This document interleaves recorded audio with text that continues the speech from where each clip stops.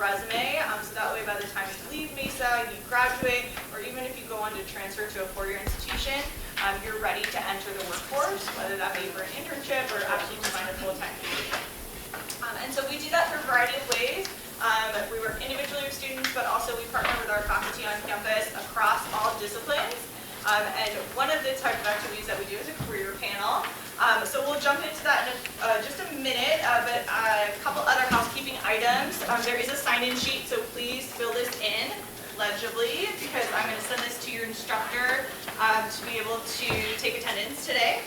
And then also I'm passing out a survey, so at the end of the panel, if we could just get your feedback about today's event, if there's anything else that you would suggest in order for us to improve these events, we would love to hear that.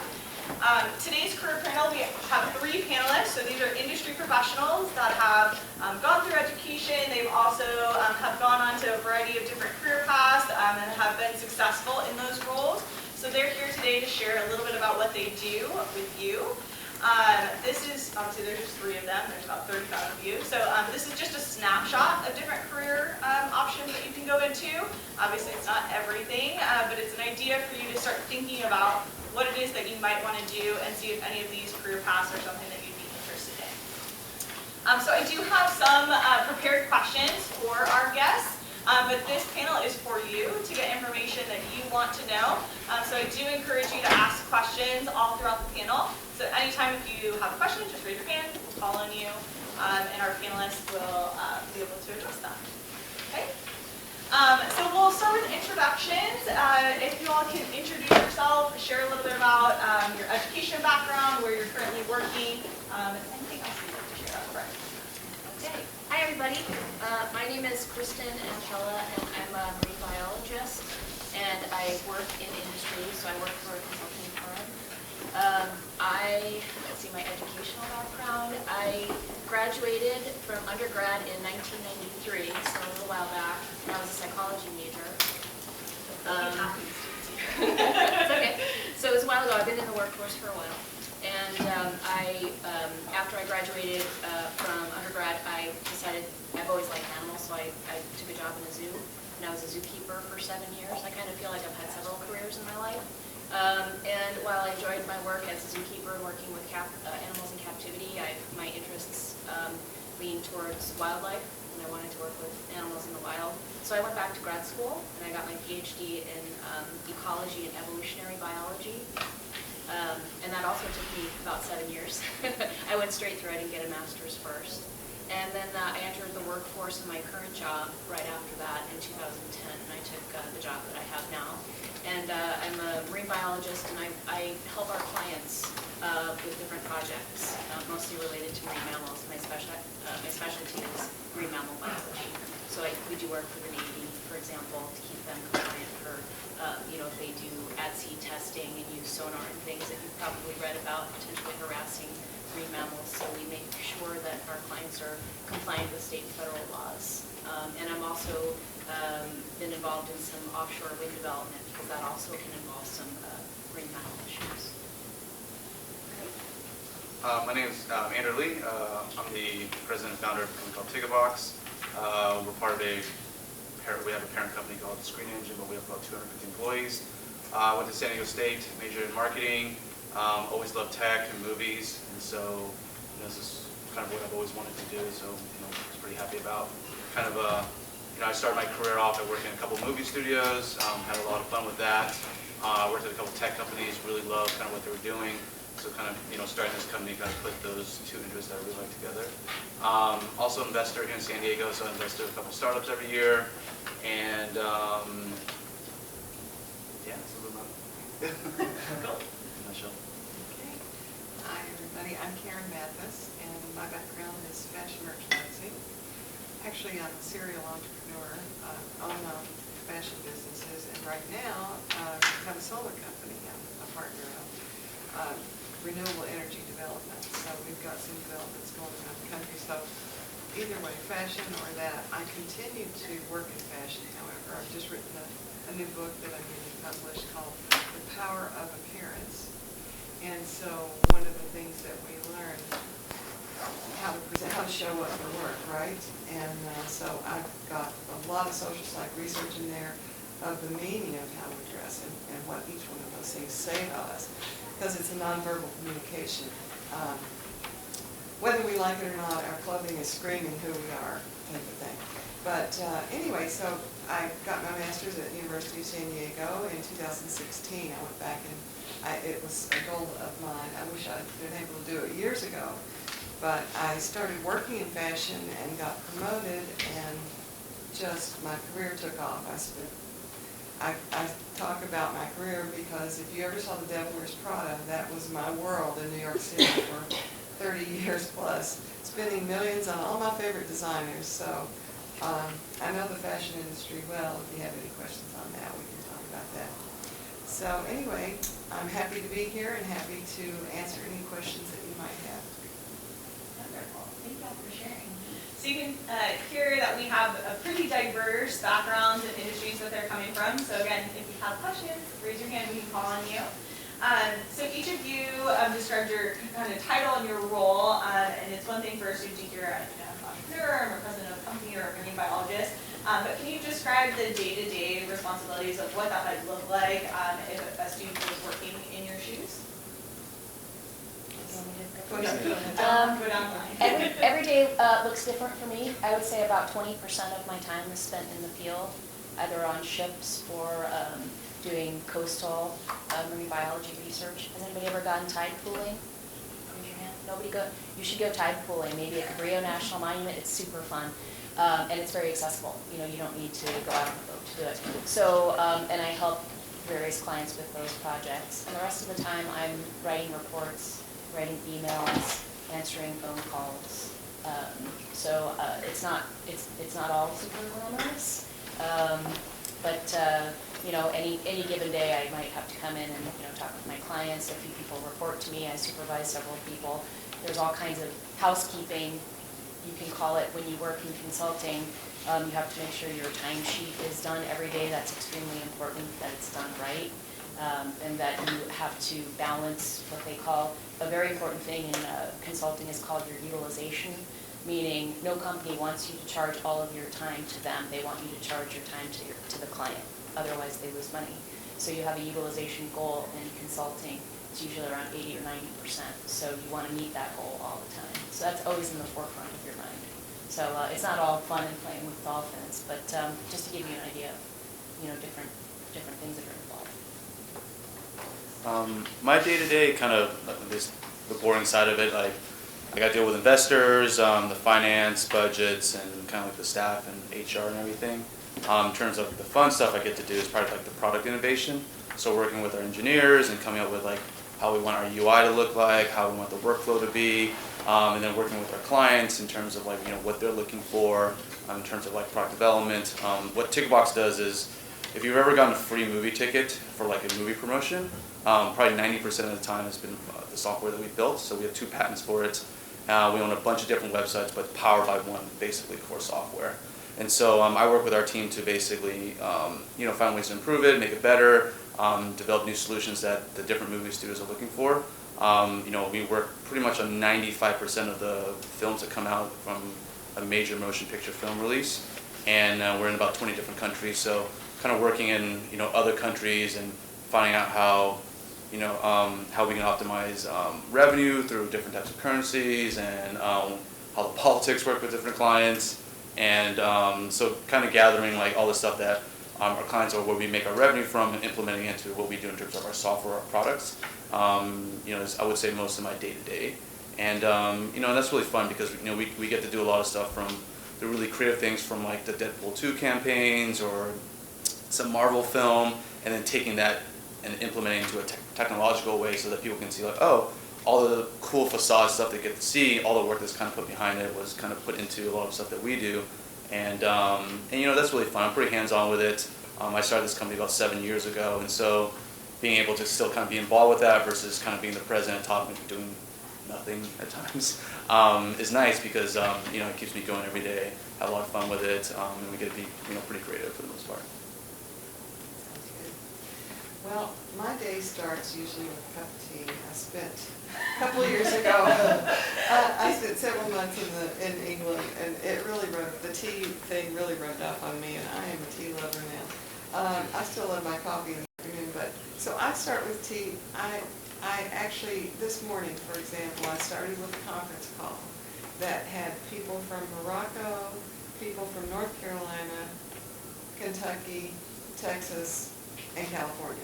So got us all together, and we were on a conference call on a solar project. So we're getting the contract together. I'm the CFO, so I make sure that all the T's are crossed and I's are dotted there. So that's how my day started today. Then I'm here, and then this afternoon, I'm meeting with a client that I have taken on the Stylist work. So I'm branding her. She's a well-known author. And so I'm creating a whole new wardrobe for her to brand her so that when she steps up on stage, she has instant credibility before she opens her mouth. Because the first impression is made in the first flash of a second, not even a whole second, fraction of a second. And what assignments are made about the person, this is what we do for each other, are lasting. And even once a relationship's built, it will be lasting. Still, it will carry into the relationship. That's how important first impression is. So what I do with the branding on my clients is we evaluate their goals, who they are, and who their audience is, and we create the image for them through the clothes that they wear. It's not fake, it is expression, it's communication. So I'm doing that this afternoon. Tomorrow I have a fitting with another client that I've designed already, and we're at the stage where we're working with her on adjusting. So I do the fittings, I make the patterns, and then I have seamstresses that do the sewing on that. So I go back and forth. My master's is in leadership, so and with my background in fashion merchandising, I'm the negotiator on our team on the solar. So whenever there's a contract to negotiate or a vendor to negotiate, I strategize for that. So I'm constantly getting the team together, and then we lay out, this is our strategy, this is how we're going to approach it. And there's a lot of different strategies that I employ that I learned in school. Actually, some of this was just horse trading from Kentucky. I learned from my father. But then I went and got the formal education and learned a lot of really cool strategies for negotiation. So that's my day. It's a little crazy, but I love the change. So I don't like doing the same thing all the time. So no 2 days of mine are ever the same, ever. They're all different. There's a common theme when we have these careers. Yeah. So I know all of you mentioned that you've jumped around from different positions as you've developed in your career path, but you started somewhere, right? And so our students are in their first semester in college. At a certain point when they leave Mesa, they're going to enter the workforce and have to kind of decide what it is that they want to do. So can you share a little bit about how you chose to get into your first job after school? Did you seek out any resources from your education institution, or did you consult with family or friends? Anything that helped with that decision? So I guess, just speaking for myself, we all have different strategies, and mine has always been pretty intuitive. I don't really make a plan and follow it. I kind of search my feelings and think, well, what would really make me happy? What do I want to do? Where would I like to work? I grew up in New York City, and when I graduated from college, I went to college in Pennsylvania. The world was sort of my oyster, but I came back to New York because New York has always been. How many of you have been to New York City? Anybody? All right. Do you like it? It's not for everybody, right? No, it's not San Diego. But it's such a powerful and important city that I always thought of it as almost like a third parent. It has its own sort of energy, and something drew me back to New York, and I was like, well, I like New York, but I also want to be in nature. I also like animals, so I started applying to zoos. And New York City has a fantastic network of zoos, all run by the Wildlife Conservation Society, which is a great organization. I lived in Brooklyn at the time, and I got a job at the Brooklyn Zoo, also called Prospect Park Zoo. And it was a within walking distance from my house, and I ended up loving it. I didn't stay with it forever because I eventually decided that I wanted to do other things. But I kind of sort of got into it, I would almost say intuitively. For me, I went to school, I majored in marketing, and I wasn't sure what I wanted to do. And it was around I would say probably my junior year, I started exploring like internships, trying to figure out what I like to do. And, I had a couple first odd internships that were within marketing. And then, for me, I had a teacher, and she knew somebody at Universal Pictures, and she said, hey, I got this internship, I think you should try it out. So, I applied for it. And at that time, I was just kind of applying for a bunch of internships, and, I got that job, and, from there, I always liked movies in general. People always say I want to get into the movie business, but, that was kind of like a stepping stone. From there, I just started networking a lot, and then, when I graduated college, they didn't have a job for me, and then, but they had a job at Fox Films, which I got recommended for, and that's kind of how it started. And I didn't work in digital or tech or anything like that. I worked in the publicity department, which they dealt with publicity and promotions. And then, it just kind of spiraled. And then I got laid off probably like 2 years later because nobody was watching DVDs anymore. And so they laid off like thousands of people at Fox. And, that kind of gave me some perspective. I sat down, and which is, I know one of the questions, would you do it all over again? I think if I were to do it over again, I'd probably sit back and think about, well, what do I really want to do? What kind of makes me happy? I think a lot of people, the way I was going into it was just kind of there for me. And so I kind of jumped into it and started, working, seeing if I liked it. And, I liked doing it. I don't know if I loved it at the time. And then, I started working some other jobs and kind of spiraled, and I found what I really liked. But during that time when I didn't have a job, I actually moved back to San Diego with my girlfriend, with my wife now, for like 3 months. I was on the couch watching like Dexter for like a couple months. She's like, you should probably get a job. And I was like, I'm trying to figure out what I want to do. And I sat down for a long time thinking about, well, what do I want to do? What makes me happy? Even if it's a little less pay right now. And I wanted to get in tech. So I started focusing on companies I really wanted to go after, and talking to them, networking, and then kind of found a fit. And I felt like a lot of the times people are looking for jobs or careers by what they see like on Indeed. Just like, oh, there's a bunch of jobs here it's kind of like what I want or what I could do. But I think what you really should probably do is sit down, think about what you like, what some interests you like, and not think of it from a monetary standpoint. A lot of people go, well, I want to make $100,000 out of college, so they go and be an engineer, and then they hate doing engineering. Or hey, I want to go make $50,000, I'm going to go do this or something like that. I think you kind of have to sit down and figure out what makes you happy, what you like, because you're going to do it for a while. And then, for me, once I kind of figured out what I liked, I got to work at some companies. I had a very kind of solid plan in terms of where I wanted to go in the next 5 years. And it was broken down basically every 18 months. I wanted to achieve this in 18 months, then this and this and this. And I followed that plan, and it was always kind of a guideline. And so those will always change in your career. Like, you'll start liking this, but then you'll do something else, and they'll kind of evolve. And, and it's evolved, and it's still evolving. I'm learning a lot now, and there's some other things I'm still interested in, I want to do. And, but I think sitting down and trying to figure out for a couple of months what I really want to do really helped me kind of make sure I was happy. And I remember it was big because when I was at Fox, I just kind of wanted another job. There was a job I think it was at Sony, and it's funny because they're one of our clients, and I work with them all the time. And there was a job there that was readily available for me, and I said, well, should I take this job or not? And I could have started the following week, and I wouldn't have been unemployed for a couple months watching Dexter the whole time. And I remember I had a friend, she was pretty high up at Fox, and she's like, I work for that lady. I don't think you're going to love that job because I don't think it's really what you want to do. And so I didn't take the job, even though I had bills and so forth. I just kind of sucked it up. And I'm really happy about that because it was helpful to kind of figure out what I wanted to do and kind of help me go in the path that I am now. Because I have a lot of friends that turn in like their mid-30s and they're like, oh man, I don't really like doing this anymore. But now they got a mortgage, they got a car bill, they got 2 kids, and it kind of sucks. So like I think for me, sitting down and figuring all that out was really helpful because I have a kid now, and I got a mortgage and so forth, and I'm very comfortable where I'm at. I'm very happy with it, and sky's the limit.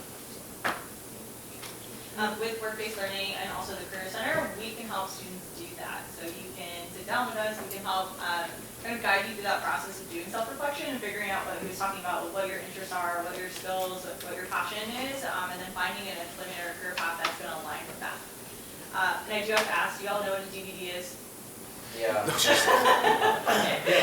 It might be beyond their time, right? I will add though that when I was at State, and I think we have a similar. Do you know James Tarbox? Yes. Yeah, so he was at San State and he worked in the Career Center, and you know, I went to a lot of resources, asked a lot of those, very curious, and you know, I think he had a lot of resources. I don't know if I got something from that, but he was able to provide a lot of information in terms of the process that kind of go in, because like, you know, when you're in college, you kind of know what you want to do, or you think you know what you want to do, but things change all the time, to be frank, and so you know, utilize your resources. I look back and, you know, college, like there's all these different things you want to do, and there's a lot of resources and people just kind of take it for granted. And I look back, like I'm like, wow, there's a lot of resources I took advantage of, and some of them I didn't. And it probably would help me save a few years. So I do highly recommend that, because I think a lot of people, as you get older and older, you think you know what you're doing, but you don't realize like till later, and that's kind of when you might regret it and be like, wow, there's just a lot of people that want to help you, that genuinely want to help you. Because when you get in the real world, there's a lot of politics, a lot of bureaucracy, and you know, there's a lot of people that really, really want to help you, and some just kind of like, they don't really care. And so at a university, it's very social. People genuinely want to help. You know, take advantage of the resource, because if you don't, you know, you kind of have to learn on your own, and you know, that could take a couple more years, and you know, time is very valuable, and especially when you turn 30, like it's every second counts, and you got to make sure that you know, you're going forward and not going backwards. That's right. And I think it helps to have sometimes somebody that is interested in you too. In my situation, I started when I was 15 with a work permit. There was a dress shop in the small town that I lived in, and I just lived to work there. I love this place. And I walked in, my mother walked in with me, who was very introverted, never opened her mouth. And I said, oh, the Elizabeth shop, I want to work there, Mom. And she said, let's go. And she literally walked me in. I've never seen her like this. And she said, are you hiring for Christmas? And they said, well, how old are you? And I said, 15. She said, the owner said, we will have to have a work permit, but yes. And so I got a work permit at 15 and started wrapping presents. I've got 2 or 3 ebooks, and I write about this. I was so excited to be in this dress shop, and the next thing I know, I'm in the back room in this big old building in this harsh environment, freezing cold, wrapping Christmas presents, you know. And but what was interesting, because you never know, you might start out thinking, oh, you know, this is not what I expected, but I just listened and learned, because she was this Bostonian socialite. She had a certain approach to fashion and fashion sales and service, and everybody had to be trained to be on her floor. So I'm back there listening to every word she's saying, and she's showing them how to take a customer in, how to, you know, really service them. So one day I looked out in the sea of busy Christmas sales, just, you know, woe is me, I'm here in this corner in this back cold room. I felt like Cinderella, and I noticed this customer is walking up this beautiful staircase with the chandelier, the whole thing, to the dress salon. Oh my gosh, nobody's allowed to go to the dress salon without a salesperson with them, right? And I see this customer's alone. It's like, oh no, I must, you know, spring into action, so I'm not busy. So I take off and go up and walk her up, walked her around, sold that woman 5 dresses. I came down, I was so proud of myself. And there was Elizabeth waiting, and I turned the customer over. I had had so much fun with this lady, finding dresses. And Elizabeth says, meet me in my office immediately. So I go back, which is just an open room, desk there next to where my wrap desk was. And she sat there and just railed at me. You left your post position, you created chaos in my establishment, just Zorroed me. I thought she was going to say, what a great job you did. No, she didn't. And I am young, I'm 15, I can't handle this pressure. I'm, you know, just really crying and just losing it. And so she leaves and I go back to my post position, but within the next week and a half or something, Christmas was over and I was supposed to leave. And she came to me and she said, Karen, she says, would you like to stay and work at my shop after school and on weekends? And full-time in the summer. Because I'd like to train you and keep you here if you're interested. And I was like, oh yes, ma'am, I would love that. This woman not only trained me, she took me under wing and taught me how to do fashion buying, purchasing. I learned everything from her. So I left my little high school job and went straight to Mercantile for an assistant buying position, and my career just flourished after that. I just shortcutted everything. Unfortunately, I had to drop out of school and didn't get to finish at the time, and I always regretted it. And once I got up to a certain level in management and fashion merchandising, I knew that had I had that degree, I would make more money. Things would be different. So I always regretted that I didn't. So I did go back a few years ago and get my degree and went on to USD. I just continued and got my master's. And I loved every minute of it. So anyway, I think no matter what goes on, now you guys can do online if you had to, or you can get your basics here and go to a 4-year degree and even do online programs. I didn't have that opportunity, so I had to stop. So I would just encourage you, do not stop, and do use your resources, and do continue to get that degree. It's so critical. You might jump ahead early, but then once you get up there competing for the big bucks, if you don't have it, it can really knock you out of the competition. So that's how I got started. So now that you've heard a little bit about their career paths and how they got started, does anyone have any questions? I have a few questions, and it's for Andrew and for Karen. Yes. The first one for Andrew, you said you were an investor, right? I want to ask, what are the factors that you use when it comes to smart investment? Usually I have like a thesis on what you want, because I mean you can always argue that money is everything, but you get to like a certain level, it's more or less it. So usually I'll have a thesis on kind of what you want to invest into, whether it's something social or whether it's something that's tech or something that is just purely profitable. And then I figure out what my return is going to be. And so from there you're going, well, I have my really risky investments, like let's say angel funding or something like that. It's like you may never get your money back, but you're going to put 50 grand into something like that and so forth. And then you have other investments like real estate where you may get, if you're buying stuff in cash, you may get like let's say a 10%, 5 to 10% return if you're renting them out or something like that. And then, or if you're trying to flip something, you have a long game plan, but it's somewhat short term, like 3, 4, 5 years, so you get like a long term capital gains in terms of taxes. And so you kind of, for me, I have a pretty diverse portfolio.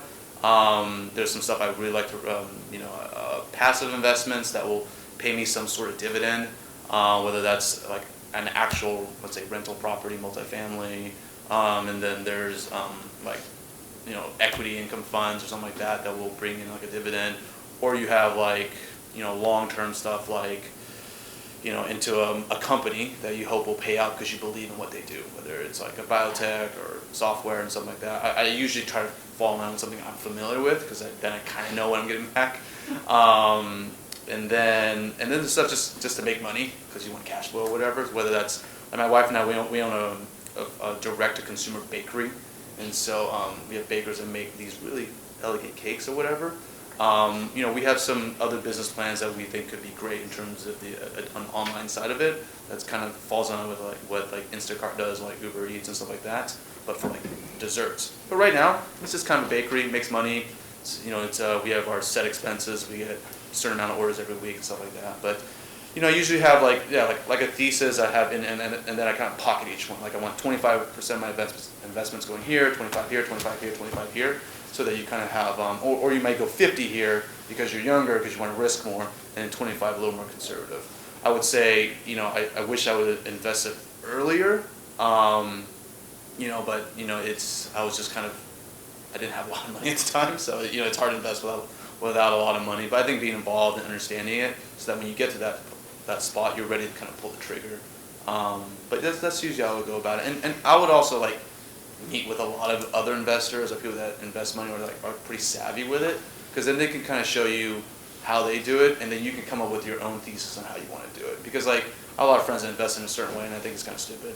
But like for me, I might go, no, well, I'll take some of your ideas, I'll take the ones I don't like, and take another one and kind of put it together and go, oh, this is how I want to do it, and the results, you know, are pretty positive for the most part. So I would probably start there if you know, in terms of investing. And this is for Karen? I know and I have a lot of knowledge on fashion, and I'm kind of interested in that part. But I have to ask, like, what do successful companies usually do in terms of, you know, supplying and commanding and all that? So, as a fashion merchandiser, when I was in fashion merchandising, well, I will say this, that most any company, but in fashion, I was able to go ahead. From there, I went to other companies, and it was whatever I bought sold. We'd have a whole buying staff, and I used to just pray and think, God, is this you? What is this? Because whatever I would buy would sell. It would just blow out. I was like the goose that laid the golden egg. I didn't know that because I was a baby boomer, and we all fell in love with Paul McCartney at the same time, and we saw the world the same, that I had this market that saw the world the way I did. I finally figured that out. But I have to say, that's where I was saying earlier, marketing is so critical to everything. So another point I wanted to make is team. You really, I don't care what you're doing and how you need to go forward, you have got to get your team together. Because, you know, no one of you is as smart as all of you. And I don't care what 2, 3, 4 group that is. No one in that team is as smart as all 4 together or all 5 together. I always had a good team of advisors, of people I could go to. I could call Elizabeth, for example, that taught me so much. And when I would go into a company, and I only stayed at one company at least about 5 to 7 years, but then you have to change in fashion, because fashion's a changing business. And when I would change, I would up my income, sometimes double it. So that's the business. You had to just keep moving. You had to keep moving. And also sometimes use those opportunities as negotiations. But they would expect you to bring in profits. And when I was a buyer, if you didn't have a successful season, one successful season, you guys, you're out. It was like an actor without one successful movie, they're out. It was that kind of thing. We were under that kind of pressure. We had to really be successful. So what I did is I worked through service and sales, what I learned from the beginning. As a matter of fact, one job I took real quick in Atlanta, I was the designer buyer. So I arrive in Atlanta, Georgia. I look at this market of these southern women. I go to the stores immediately. Now, it was sort of a social rule that the fashion buyer, the designer buyer, doesn't go hang out at the stores with the salespeople. Oh no, don't get it twisted. That is my team.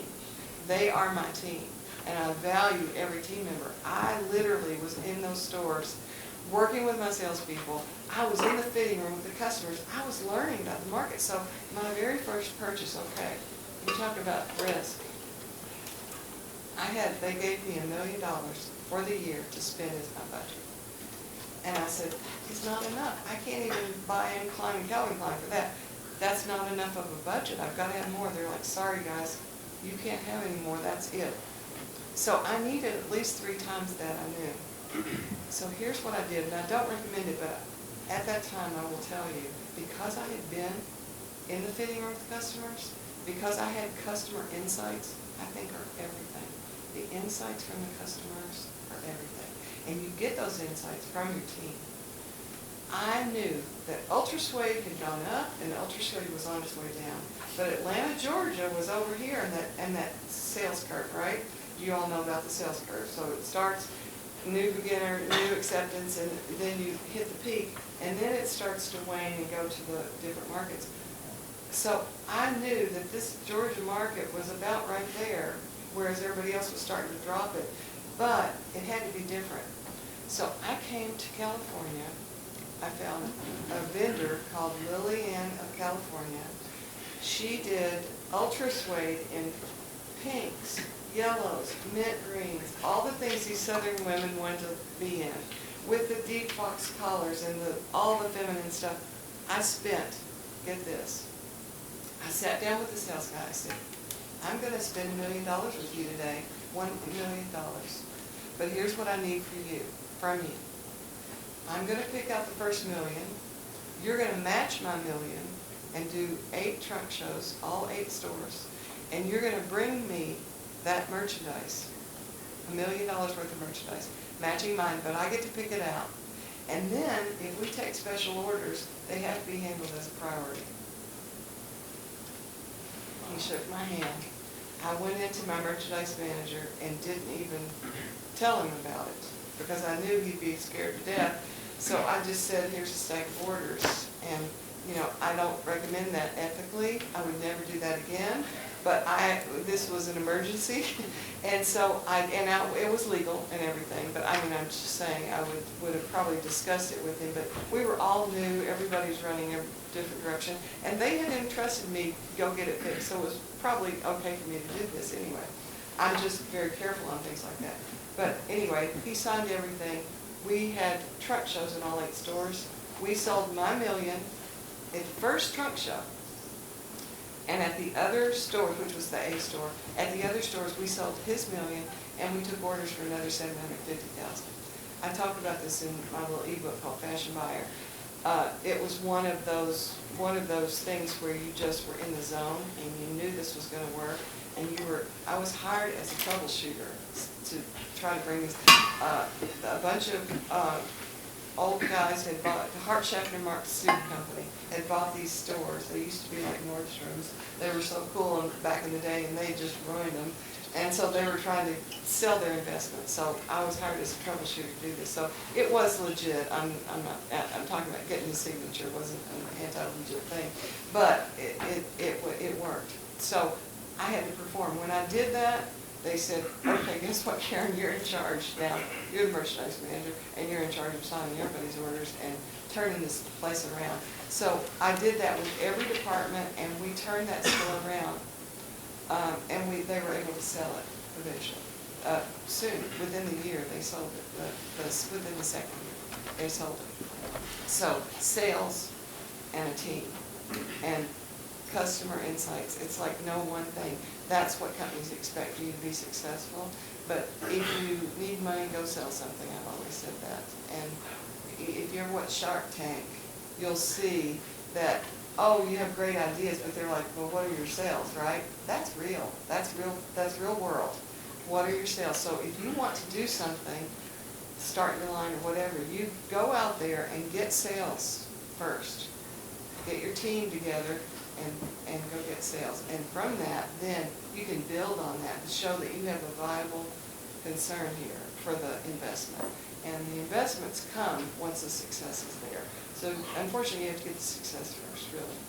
And I have one more question. And it's the following one is for both Andrew and Karen. When it comes to the classes and the experience, what do you believe is most important when you're trying to start up a company? It doesn't matter if it's like movies or in fashion. What do you think is like the percentage? I mean, for me, I'd probably say 40-60.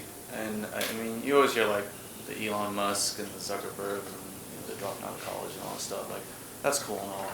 But like, I forgot, there was some statistics someone gave me, but a lot of very successful business people still have very good education. So I would say, education for me was, I would say probably fundamental. Like, you kind of need to understand, like, I don't use the 4 Ps in marketing, but like, you should know them. And then you should understand what marketing is and then how sales, publicity, promotions, all these other things kind of fall in line with it. Like, you should know that, otherwise you kind of look stupid at work.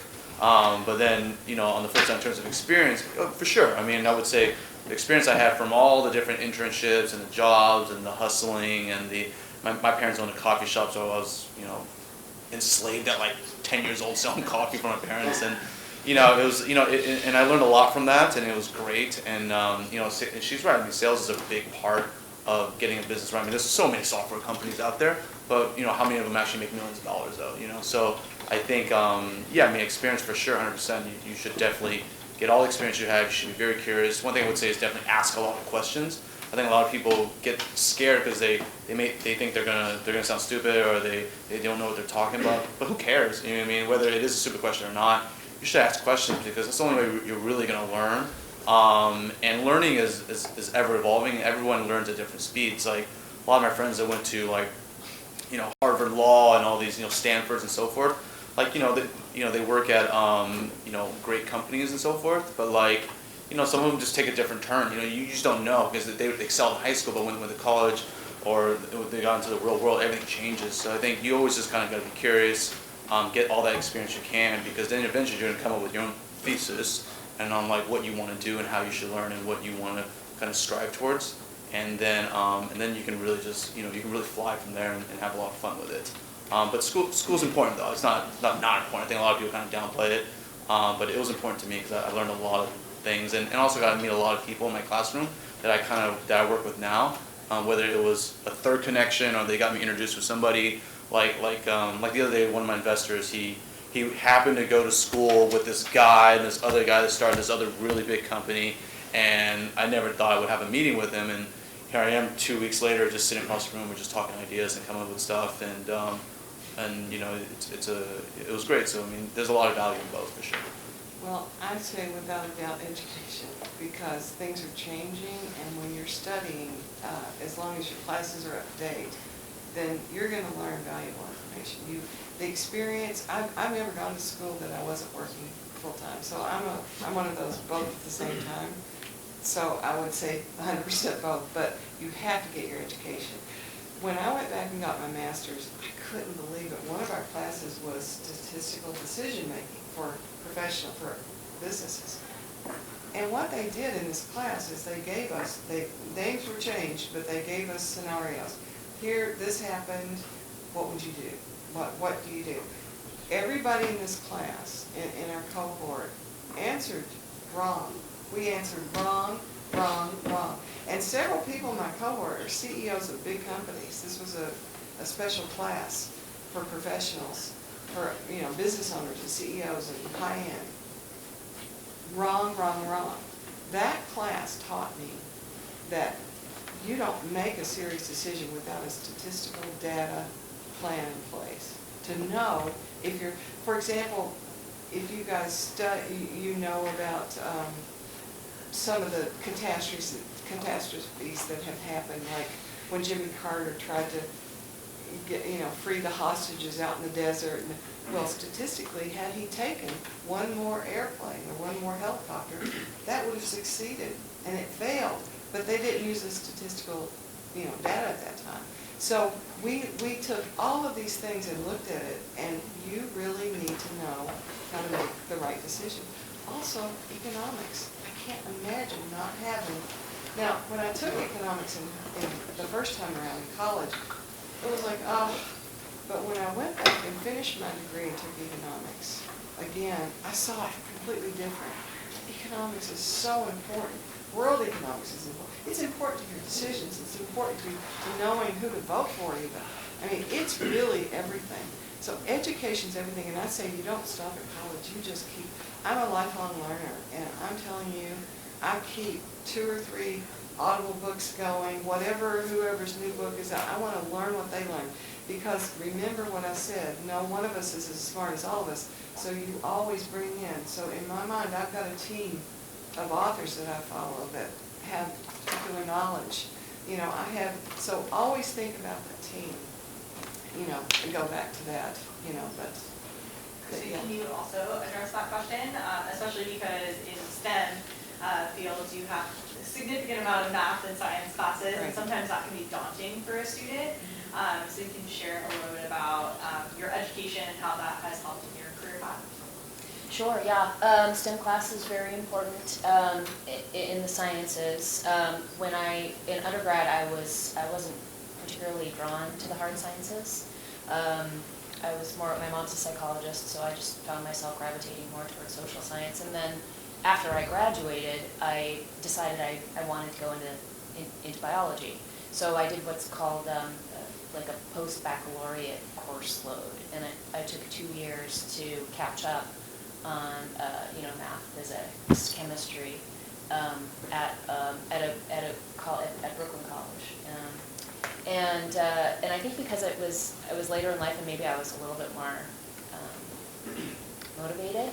I didn't love it, but I just plowed right through it. I mean, biology is always my favorite, but organic chemistry maybe is not something I need to use in my everyday life, but you just need to have it. There's just no way around it. And also I want to follow up on Karen's point, which was excellent, which is you have to keep learning. So my industry is a good example because I help our clients solve problems, their biological problems, like, how do we protect these species if I want to build this offshore wind turbine. And right now, the kind of the hot, where things are really at is mathematical modeling, right? So how do you model risk assessment? How do you model how many dolphins are going to be affected or how many whales are going to be affected by building this thing in the middle of the ocean? Because usually when things are built in the middle of the ocean, you have to use what's called pile driving. They basically have this huge metal tube and this huge hammer. I'm simplifying slightly, and then they use a crane and they kind of whack at it, and it makes, what do you think that causes? Underwater noise, underwater sound, and noise pollution is a huge issue. So how do you do this? Because at least in this country, you need permits from the government in order to do this work. We all think renewable energy is great, right? It is. But if you're building an offshore wind turbine and you're harming whales, then what do environmentalists do about that? That's a complex question. But anyway, to get back to your point, so this type of mathematical modeling and being able to be comfortable in certain programs. Has anybody used? Who here has taken stats? Anybody? Statistics? A little bit. Ever use a program called R, which is a free open software? My recommendation, if you want to go into math, science, or really lots of different industries, is to master R, because it's free, it's very powerful, and you can use it to solve all kinds of problems. And in my industry, people who are good at R and who are good at GIS. Anybody know what GIS is? Geographical Information Systems. Learn your GIS, learn your stats, particularly with ARC. There are other good programs as well. And that will really serve you well, and you need to keep building those skills. You don't just take it in class and then you forget about it. You need to keep using them. And those are the people in my industry who really stand out. Mesa has a Geographic Information Systems certificate and associate's degree. Is R like the letter R, or? Yeah, it's just the letter R, and it's an open source software, and it's pretty well known in the industry. MATLAB is another example, but MATLAB is expensive. I believe they use MATLAB in our GIS program. Oh, okay. Other questions for our panelists? Yeah. For Kristen, you said you worked with the Navy because of radar systems. Sonar. Sonar, sorry, yeah. How does that work? Because I know that a lot of what our military does is secret, so are you working with clearance on that? That's a good question. I am, yes. I have a secret clearance, which is just below top secret. I use it rarely, but the reason that I have, and everybody, all the project managers on the contract that I work on have secret clearance, and the reason is that, for example, hull-mounted sonar, which is the Navy uses on destroyers. It's basically like war games for anti-submarine warfare. And if you are, and the reason that they use them is to chase down submarines, and there's a unfortunate byproduct of it potentially harming sea life and changing their behavior, which to some extent it does, but that's a whole different question. But in some cases, you could theoretically because in order to know how loud it is for let's say it's a whale, you have to know lots of stuff. You have to know what kind of sonar they're using. You have to know where it's pointing. You have to know the ship's track, all this stuff. That's called event reconstruction, and that if you get into that type of analysis, that's classified, because you don't want anybody sort of being able to figure out what our strategies are when our military is training. So how do you get a clearance like that? Well, I don't get it, but when I took my company has a federal security officer, an FSO, and she guides us through the process. The process is it usually takes a while, 6 to 8 months, and you give them a lot of information, like anywhere you've ever lived, your roommates, and they call these people. They call my college roommate. They call people I've known for 30 years ago. They ask them questions like, was she behind on her bills, or thankfully I wasn't. I'm pretty responsible. And even nobody's perfect, but what they really look for is consistency, and if you lie about something. So if you say, yeah, I screwed up at this one time, they're going to find out, and that's what they really look for. Yeah. It's funny. I was in an interview for a top secret clearance once, and the questions are very erratic or inconsistent. They'll be like, "So is your friend? Does he ever go out and drink?"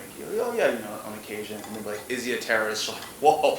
It's like I'm like, not to my knowledge, And then they'll be like, "Okay, cool. So does he behind on his bills or something?" I'm like, "Yeah, no, he's not. That's not cool. Has he ever killed anybody?" I'm like, "Oh my gosh!" Like, I never got asked that question.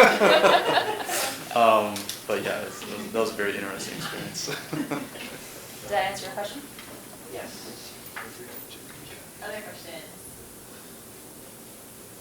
I have none. Oh. Did you have a question over here? No? Okay, again, you said you worked at a zoo, or zoos. What did you have to do before that to get qualified? Was there any sort of qualification that you needed? Yeah, and that's a really good question. It's taking me back a little bit, but it's not like those jobs are actually super competitive. I mean, right here in San Diego Zoo is one of the best zoos in the world. I would say San Diego, Bronx Zoo, Omaha Zoo, Cincinnati Zoo are probably the top 4. And you don't just show up and say, hey, I like animals. That's the wrong thing to say. You have to, I needed a certain amount of coursework, which I had. But, it was super competitive. So I ended up working for free. I was, what a docent is? It's like a volunteer kind of thing. So I would show up and they have these interactive exhibits where the public is allowed to be in the enclosure with the animals. I mean, they don't do that with tigers, but they did it with wallabies, which are like little kangaroos, and a couple other things. So you need a person standing there, to just supervise things, and also just to, tell people what's what, and this is where the animals are, and here's a little bit of background, and blah, blah, blah. So I did that for a year, and I froze my butt off, through the winter, just stood out there, for 8 hours at a time. I mean, I got breaks and everything, but it was hard.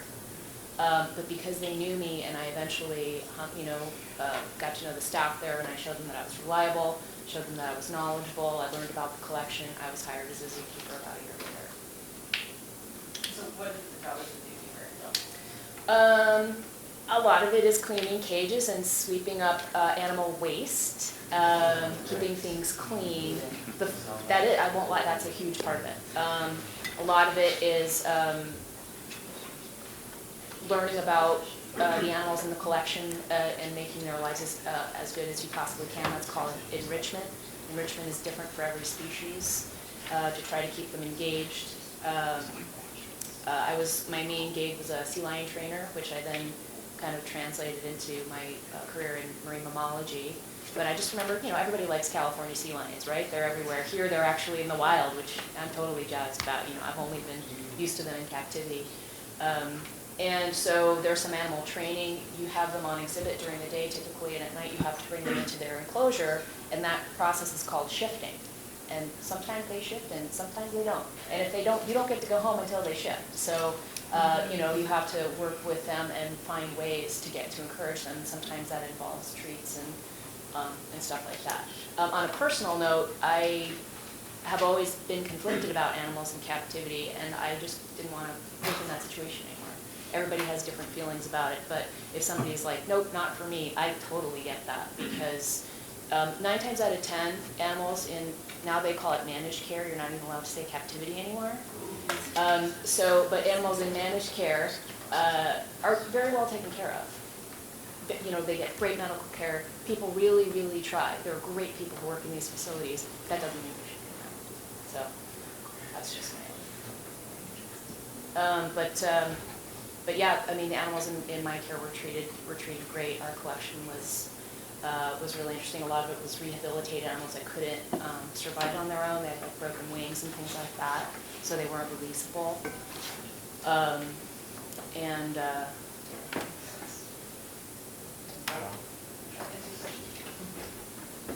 The San Diego Zoo and Smart Park do have internships for undergraduate students. You can look into those if you're interested. And then also the Navy has a little internship program. Are you part of that as well? Or? I'm not. Do you mean the military training of? It's called Navy Mammal something. Okay, that's probably, you guys probably know that the military trains dolphins and sea lions for wartime activities. Anybody know about this? Yes. Yeah. Okay. So that might. Other questions for Philip? Yeah, go for it. One last question for you. What's your favorite animal? Oh man, that's a tough one. You gotta ask me that. I have to go with sea lions. I just think they get a bad rap, especially just because they're everywhere. Fishermen hate them, because they always, they mess with your catch. But they're really smart. They're really cool. If you ever go swimming with them, they're just so, not that I recommend jumping in the water with them, but sometimes they'll come up to you if you go swimming in the Hoya Cove or whatever. I just think they're beautiful. Really, they're kind of like, they're a lot like dogs. If you guys have dogs, like their intelligence level is like right about, they're like marine dogs. But I also really like porcupines. I work with porcupines in captivity, and they're absolutely adorable. They're sweet. They make cute little noises. They're just like really like if it weren't for the spines, they'd be really cuddly.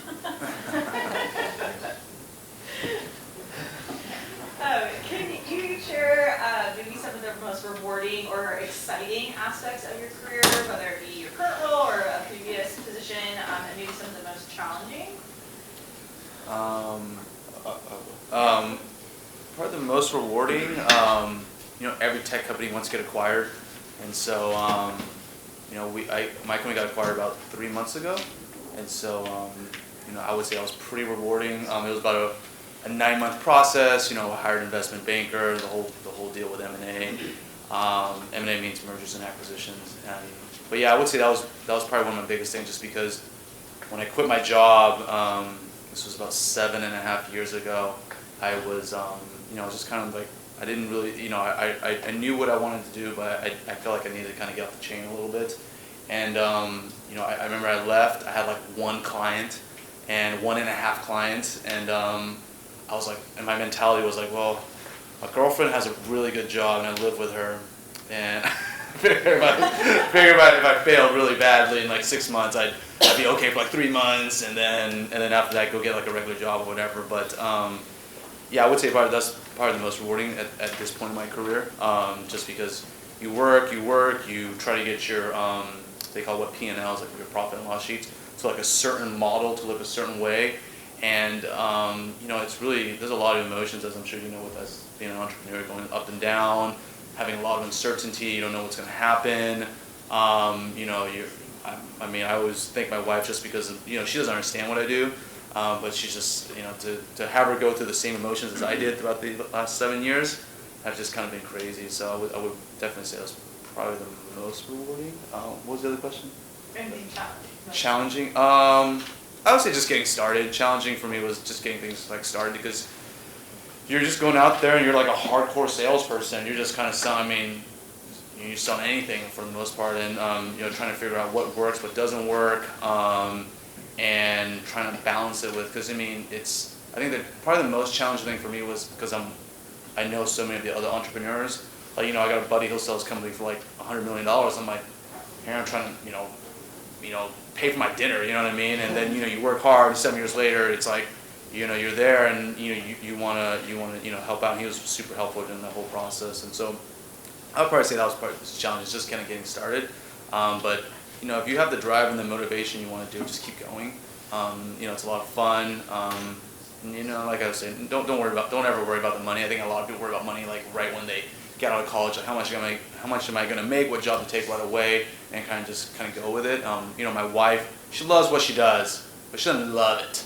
You know, she just kind of jumped in because she needed the job, she wanted to pay bills. It was kind of like how she was kind of conformed and everything. And so, you know, I helped her kind of start this baking business for her, and she just loves it, and you know, she's having a lot of fun with it, and yeah, just, you know, you gotta figure out what you want to do and what you enjoy to do. Otherwise, you won't be able to do 8 hours a day, 100 hours a week, or whatever it is.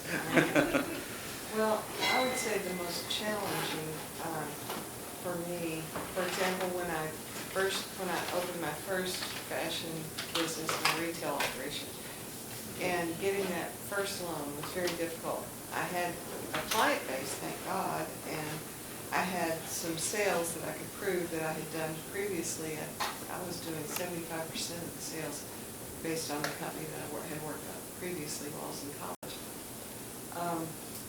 And by the way, that's the way to get a job. I wanted to buy for them, and so I ended up selling. I had 75% of the sales of that shop.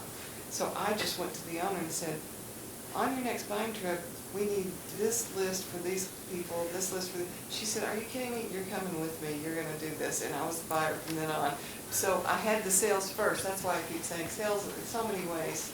It gets you, it differentiates you from the pack, you know, if you can see it out that way. But anyway, getting that first loan, I got an SBA loan and started my first store. And I had great people that worked for me. And I had a couple people that I loved dearly. And they stole from me like crazy. And I had dresses that were $700 to $800, and they were just stealing. And when I'd go to New York, I'd come back missing merchandise. And that was a real challenge. I had to learn how to put systems in place and appear to be on P's and Q's for everything. But I was a single mom at that point, and it was just like somebody just I was like coming on and seeing somebody just raided my bank account because I was already struggling as a new entrepreneur. So it was a struggle. Having your own business and having employee theft it's real. It's something that you have to work with, and it can put you out of business. The other thing that's a challenge is not keeping up. For example, right now, brick and mortar companies, brick and mortar stores, retail stores, they're struggling. They don't have the foot traffic. Barney's, New York, just went out. Barney's, New York was the Manhattan chic place, right? They opened companies all over the U.S., but they didn't build their online business. And because they didn't build the online business, this is where education really helps you. You don't even know what you don't know. They kept with their traditional model, thinking we're Barney's, we can make it, and they just liquidated. So they're out. All those stores closed. Jack Posen, a designer that you've seen on Project Runway and all that, he couldn't get funding last time around, and so he just had to lay off 60 people. So in the fashion industry right now, a lot of people are struggling. But let me tell you what just happened. A week ago Friday, 2 YouTubers just launched their own makeup lines. And in one day, the 2 of them made $25 million in a day. They sold everything. So, you know, marketing, when I was saying continue your education, continue your marketing education, because no matter what you're doing, you need marketing. You need to know what's going on, because these changes of where people are spending their money is going to have everything to do with whether you're successful or not.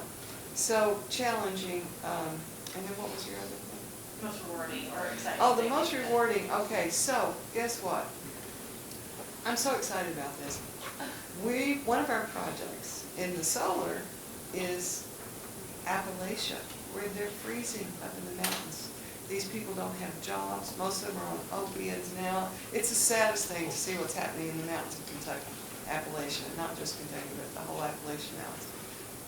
We are taking one of our projects coming up is we're taking an old coal, COAL field, and we're turning it into solar, and it will empower all those people with heat and jobs. So we're bringing jobs, we're bringing heat.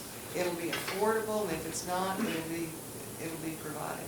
So we're really excited to be able to offer that for those people. We're going to do that also in some of the urban communities where they're struggling. So I'm really excited to give back and to help those who are left behind, those who are forgotten. The other last thing rewarding for me is my clients that I style.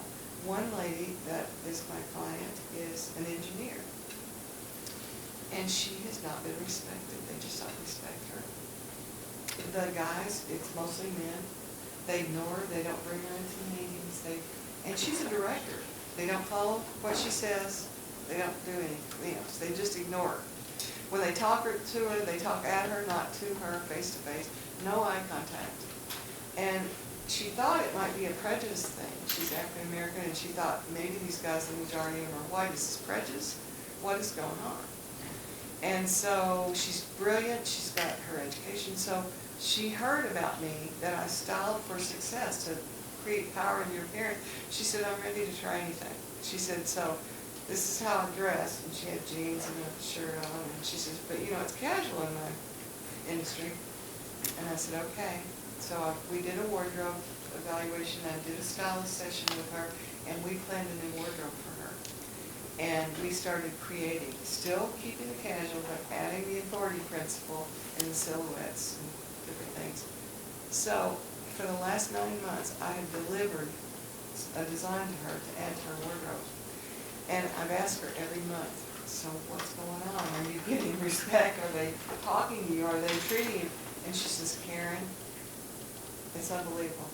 She said, they're calling me in for meetings now. They're looking at me eye to eye. She says, and I don't know if it's, she says, nobody said anything about my clothes. I said, well, they're not going to with the Me Too movement. They will dare go there. But are you getting, is your presence empowering? She says, not only am I getting respect from them, she says, I think I have a really good shot next year at VP, and I'm going to go for it. And she said at the same time, she says, I think I'm feeling different about myself. She's introverted. And she says, I've actually been speaking up more because I feel a little better too. And I told her, well, that's called enclosed cognition. It's a cognitive thing that we feel like the clothes we put on. People don't realize that, but it's a thing. And then the impressions that you're sending out. So it's outward and it's inward. So that's why fashion means more to me than a frivolous new outfit. It is a tool. It's a tool for success. So that's rewarding. That was rewarding when she shared that. What about you, Kirsten? Real quick, I guess challenging, well, I'll start with rewarding. Rewarding is, I like, so I'm a scientist, right? And I work in industry, and sometimes that's a little sort of, people don't understand how that works, or it's not the first thing you think of as scientists going into. But there's a lot of technological and scientific consulting that goes on. So our knowledge is a commodity, right? And I don't do pure research like you would in an academic institution, but I get to do some cool stuff. Like I'm involved in a harbor seal tagging project, so we put satellite track tags on them, and it tells you where they go, how they use the water column, how deep they dive, how they use different haul-out sites. And the Navy's actually very interested in this information because they have to account for their activities and whether or not it's going to impact these animals. So I get to do the stuff I love that actually is useful to clients, and my knowledge and the knowledge that I've built up and that I continue to build up turns into a career, right? Like I get paid to do it, and it actually helps my clients. So that's enormously rewarding. Challenging side, I'll just kind of tie it back to the ins and outs of consulting. When you are in consulting, you do stuff on your client's dollar, right? So if they ask me to put together a report about, I don't know, the background of watersheds in Guam and how that will affect fish populations, I don't know much about it, but I will guarantee you I will find out everything there is to know. I will call people who that is their life's work, and I will give you the best report possible. If it were up to me, I would spend 40 hours doing that report because I want it to be right and I want it to be useful, and I want it to be good for the sake of being good. That's what good work is. They don't want to pay you for that. They want to pay you maybe, can't you do that in like 8 hours? No. But some other firm is going to do it in 8 hours. So how do you play that game? Well, if you have a good enough reputation, they'll be like, oh, you know what? We'll give her 32 hours because I've seen other reports that she's done and her company has a really good reputation. And you still you have to negotiate every time you negotiate one of these things. Well, because labor is how a company makes their money, is labor markup. So you know, my time is expensive, and they don't want to pay me 32 hours, and I have to argue why they did. And I have to make sure that I come across and I give them what they need. So that can be challenging when they just say no and they don't give you enough to do as thorough a job as you would like. But that, thankfully, that doesn't happen very often. Time for one more question.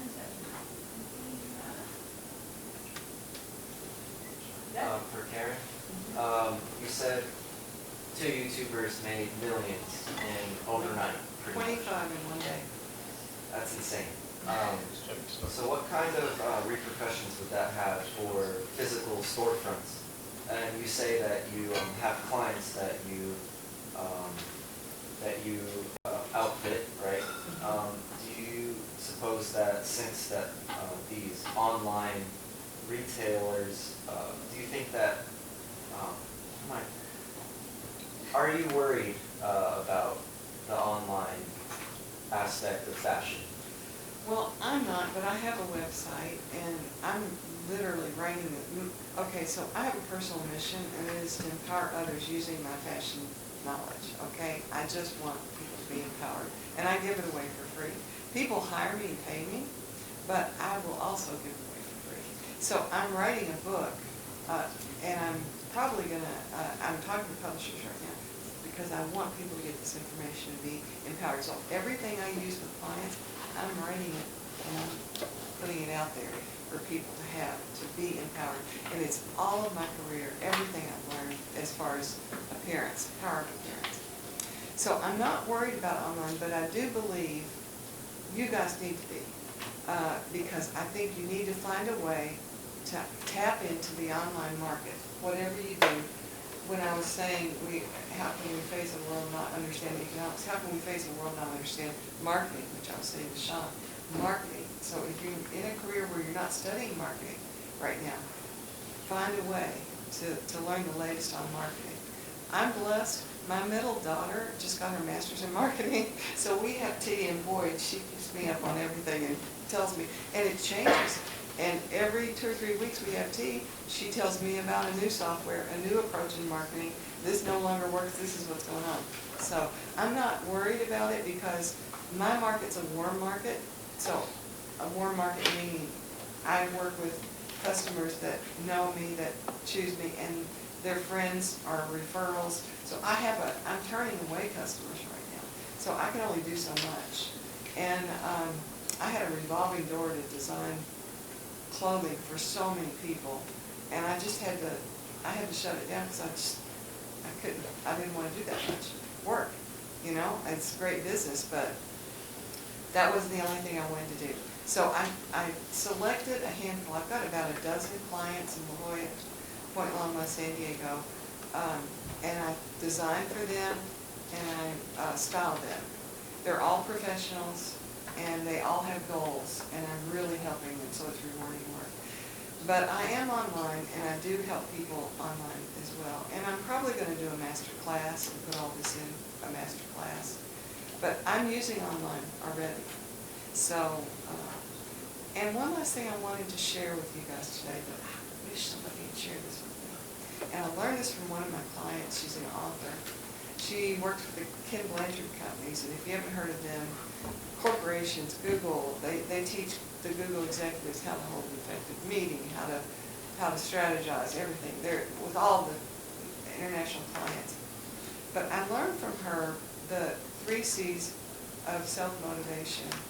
And it's about getting money, it's about what I want to do. Everything we've talked about, it's a filter that you can use. As a matter of fact, you can have a habit that you're really successful with, playing video games with your friends. Maybe I had a kid that I was talking to, somebody was a friend of a friend's, and he's smoking pot every day. He goes to class sometimes, and he plays video games a lot. And I said, no wonder you love this. You're hitting your 3 psychological needs with that pattern. I said, but do you realize that life is a maze, and you can quickly be successful, and then you dead end. You're gonna stand there and mark time. And people that are finding their 3 C's in other ways are gonna go past it, and then you're gonna look around and say, I'm still here, he's here, she's there, and you're gonna get depressed, and it's not gonna, it won't lead you to success in the life maze, you know, or the maze of life. So the 3 C's are this, and in all the stuff we've been talking about, it really does apply. We have to have a choice in our life. If we don't have choice, we're not happy. We have to have a connection. If we're not connected and our goals don't connect us in the way that we want to, and they don't give us the choice, some sort of choice, those are game changers. We might not even be aware of it, but they're game changers. And the third thing is competence. You have to have competence to reach those goals. So if you make a decision that brings you choice and connects you to a group that you want to be connected to, an idea, an image, or whatever it is, a career, a learning path, and then you get the competence that you need, which is your education is your first step in that, you're going to be self-motivated. You can conquer the world. You can go out there and make the $25 million in a day. You'll find a way because you will have reached those things. Now, if you don't have choice and you take a job that you don't like you were saying, you get into a career because the money was there, but it didn't give you the choice to do what you wanted to do, you're not ultimately going to be motivated at that. You're going to lose your motivation for that. And vice versa for all of those 3 things. So I would just say to you, as you're making your career decisions, as you're choosing what you want to do, what diet, if you want to go on a diet or not, if you want to buy a condo or not, or what car you're going to buy, just stop and think about those 3 things and just use them as a filter. Will this give me more choice in my life? Will this connect me where I want to be connected, ultimately? And what competence do I need to reach that? And I think with those 3 things, I wish I'd learned that early. I won't make a decision without them. Thank you. And we just have a couple more minutes, so I'd love to hear from the 2 of you, Kristen and Andrew. If there's any additional advice that you have for students now to help prepare them for their career, specifically for your industries, anything that they can do to help them stand out and advance your workforce.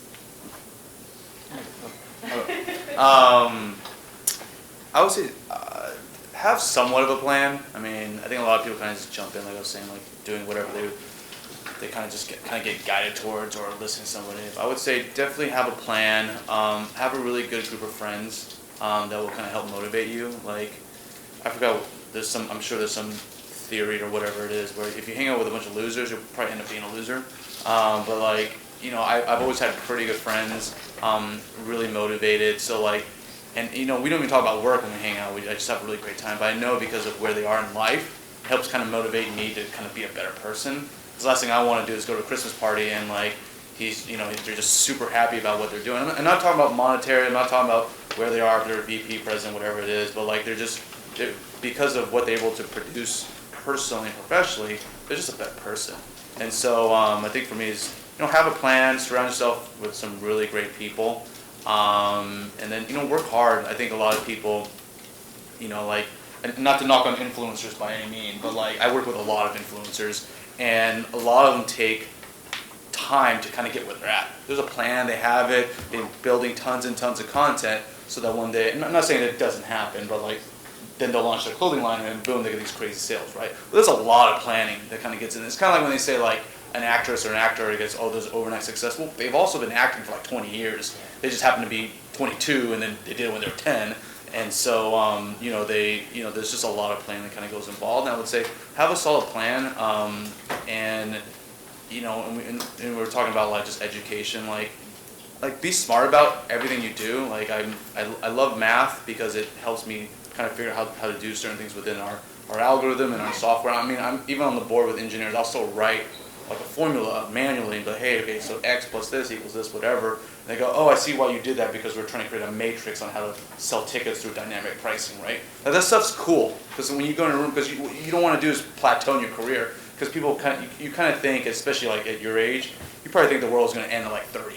You know what I mean? But like, it doesn't. There's a lot more years to it. But like, if you have that education, you have that mentality that you want to constantly learn, like you're just going to have so much fun and you won't plateau. And then what I mean by plateauing is that a lot of people in their careers, they excel really, really well, and then finally they just kind of hit it flat because they think they've kind of hit the ceiling.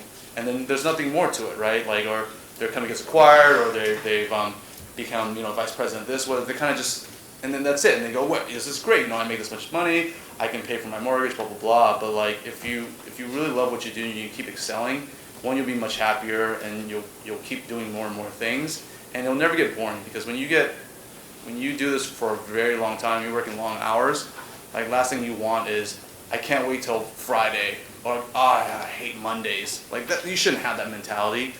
You should be excited to do all that stuff, and the only way to really do that is continue learning, having fun at it, and never giving up, because if you really want to do something, you can do it there. Don't get frustrated because you don't know the right person yet, you don't have the capital to do it. You just got to keep asking questions, meeting more people, and you'll eventually get there. Close this out. I couldn't agree more. I think confidence really goes a long way. Skills are important. I would encourage everybody to work on your writing skills. In my industry, in lots of industries, writing is extremely important. Just, Coming from a STEM field, right? really makes you stand out. You'd be surprised how rare it is that people can actually write some coherent sentences. I cannot emphasize that enough. Practice writing. The best way to write well is to read a lot. And that will help you stand out. So that's the skill that I would emphasize the most. In terms of attitude, I think just having a positive attitude, thinking outside the box. Like you probably, maybe going into a career or just starting out in careers, you might have this idea that there's companies, there's choices I have to do, there's all this structure out there. You'd be surprised. You can sort of negotiate, what you want to do. Just be creative, have confidence in yourself, and there's always, and pay attention to sort of, there's usually a little voice inside of you that tells you if something is right or wrong, if it's the right thing for you to be doing, and just kind of take the time to listen to that voice and trust yourself. That's I wish somebody had told me that a long time ago, and when I figured it out, it served me really well. I would say about the writing though, like learn to write an email. Because if you don't, like honestly, it's First check your email. Yeah, check your And email. then respond. Don't write in acronyms. It's really annoying. And but yeah, no, a good email, good writing, like it's very powerful. You'd be very surprised. Like it goes a long way. And I didn't value it a lot when I first did it. And I look back at my Hotmail emails, and I'm like, oh my god, did I write that? And then but yeah, I would say writing, to go off what you're saying for sure, it's very powerful. Software for that too. Okay, so I'm Yeah. gonna pass this over, so just Yeah. a few reminders. If you haven't signed in, make sure you sign in the sign-in sheet that's going around. And if you